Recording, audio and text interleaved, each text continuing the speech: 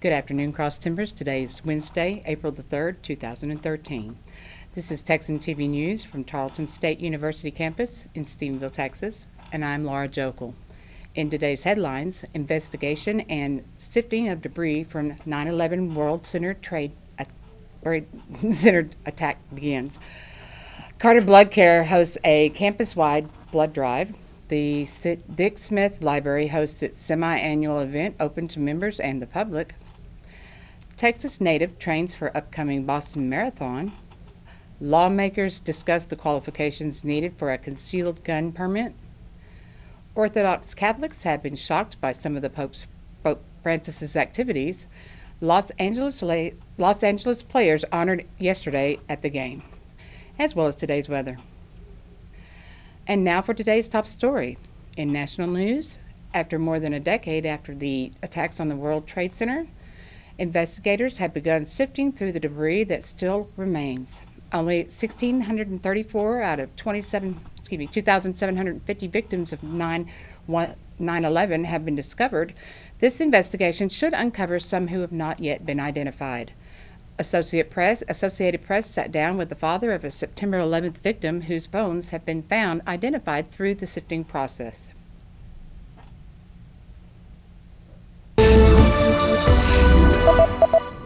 More than 11 years after the terror attack in New York, the medical examiner's office has started a new search for the remains of 9/11 victims. The search is very important for those who lost family on that day. So the pain is always there for everybody. But it would just be a nice little something, to be able to bury your loved one and. Construction crews working on the new World Trade Center towers have unearthed about 60 truckloads of debris that will now be sifted.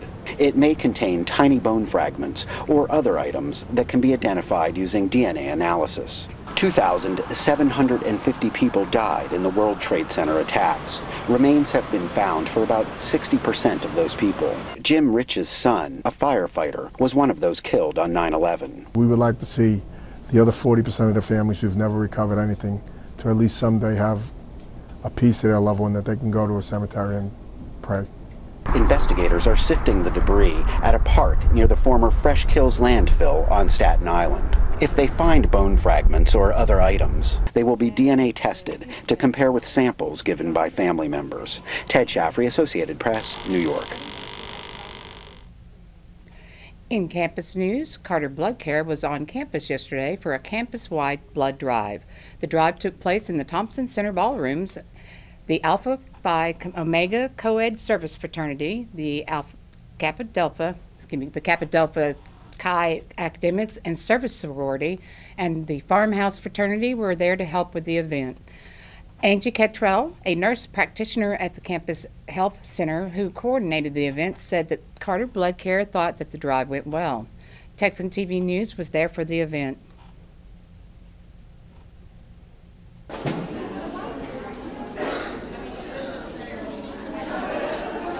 How many times have you given blood? This is my third time. I've done twice before.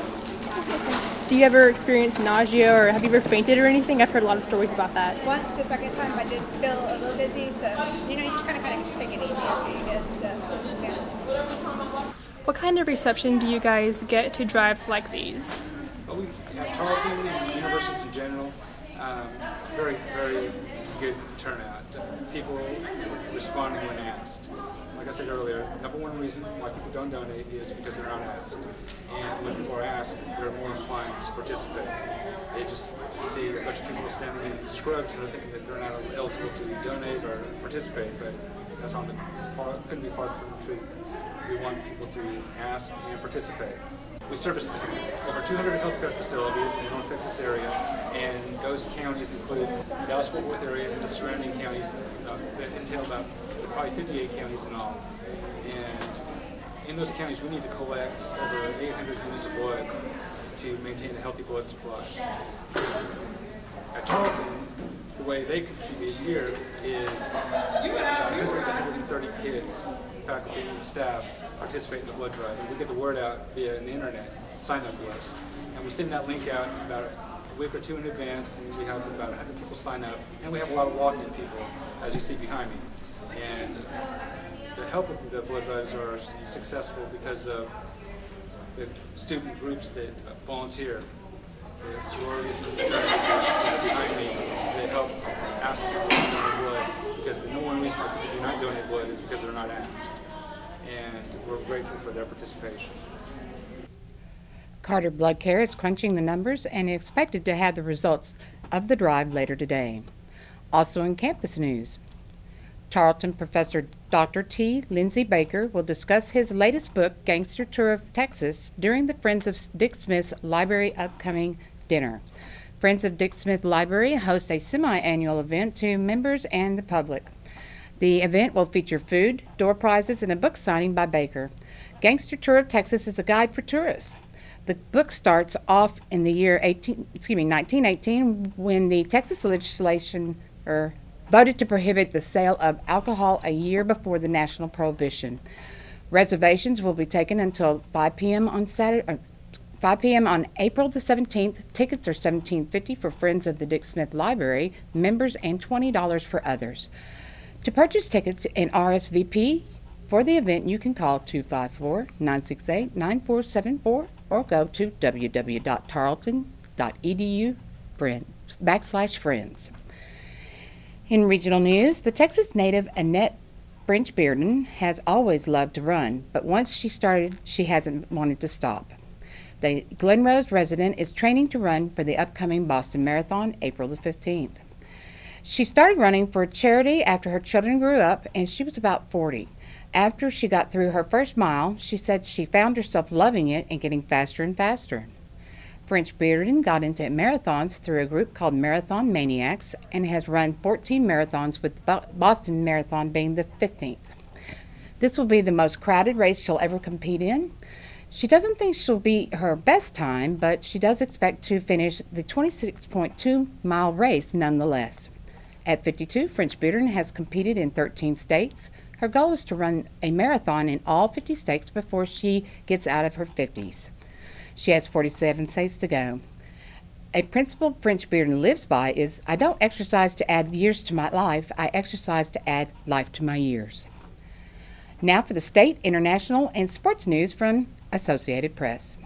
In state news, lawmakers are taking into consideration a proposal to decrease the amount of class time needed for people in order to have a concealed gun permit. Yesterday, a bill was heard by the Senate Criminal Justice Committee. It would reduce the number of classroom hours for a license from 10 to 15 hours to 4 to 6 hours.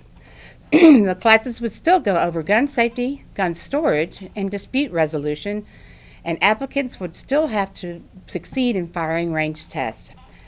Several gun safety teachers said that the lengthy class lectures will have little value.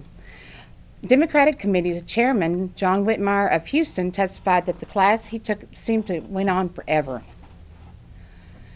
In international news, in the past 3 weeks, Orthodox Catholics have been stunned by some of the Pope Francis's actions. Francis did not uphold some of the traditional papal ways, upsetting the Catholic Church. Francis abandoned certain liturgical garments and has been living in the Vatican hotel rather than the papal residency.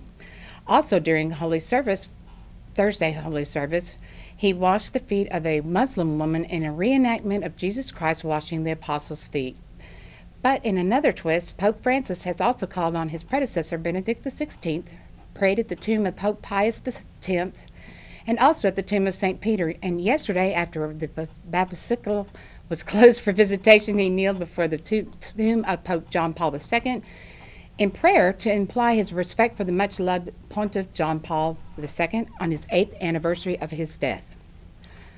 In sports news, in the NBA yesterday, the Los Angeles Lakers took on the Dallas Mavericks.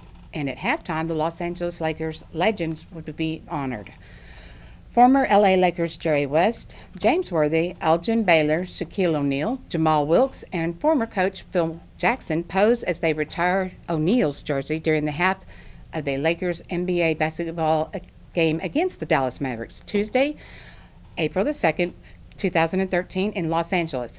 Although Shaquille would have gone on from the Lakers and win a championship at the Miami Heat, he will forever be renowned for making his career in California, playing on the side of Kobe Bryant. Today's weather calls for a high of 51 and a low of 41 with a 70% chance of rain. Today's broadcast was produced by Ian Traub, Alyssa Wynn, Rachel Peoples, Kate Murphy, Adaris Piggies, and Kelly Rumsey. You can also follow the Texan TV News Service on Facebook and Twitter, and check out our website at www.texannews.net. I am Laura Jokel. Tune in tomorrow for the latest news from the Tarleton State University campus in Stephenville, Texas.